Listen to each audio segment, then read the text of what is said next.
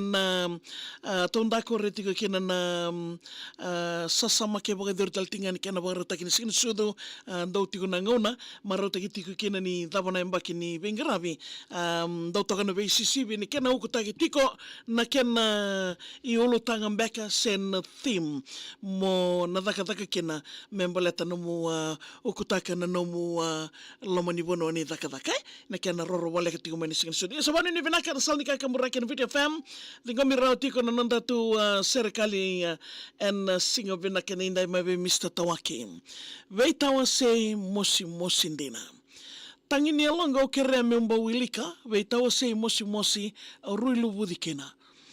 Ta koso to tolo mate ena keira o maliwa mositi au na vei tawa se ni o tawale nandina. Vei kila isa matata isebu ni no mungandi vikeito. Tau se mati tu baganra ka duru mai enandondo.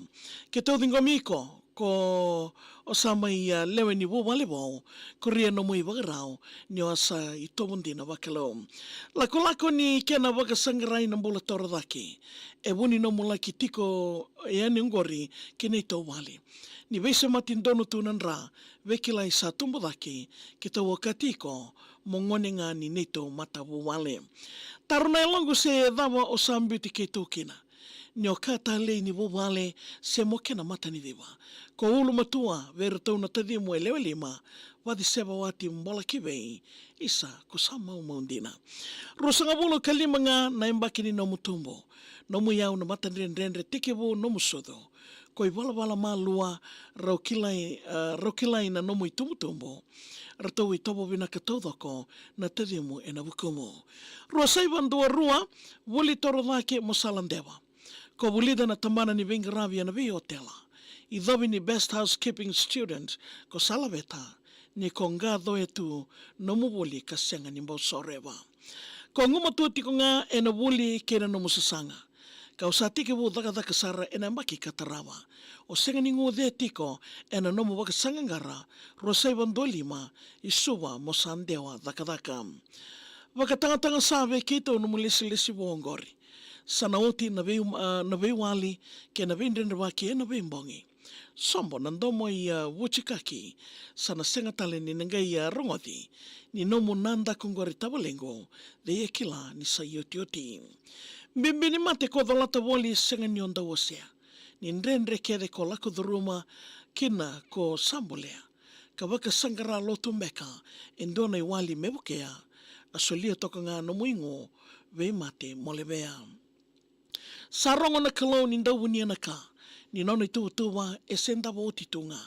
Sareda na nomu wutungu ke na mate oia, ka sakadhiviko mo wakadhingu mo sale sukiwa. Singa ni vikadhivo ngori na ndrendre ngwile dhavi. Tukutuku mata ni ndawui ve ke mami na vivekani. Taraira una nomu I tumbo na mbula ve ledha yake, isortona tadhimu, rtau sa mate e na tangi. Ira keda na wekanda tau e ralubudi ka tangi aso. Se dhava mbeka e ruito tolo kena no mulako. O ira no muito kani wagadagaka rawaka tataro. Sombo lewati sa mode ngalu e na nona indabondabo. Wembulu langi ke wa endo na seni kautali. Seni rosi ke malawai maingao no muyabu tunde. Nongo tangilo tabolengo isa mena yado tu kibei.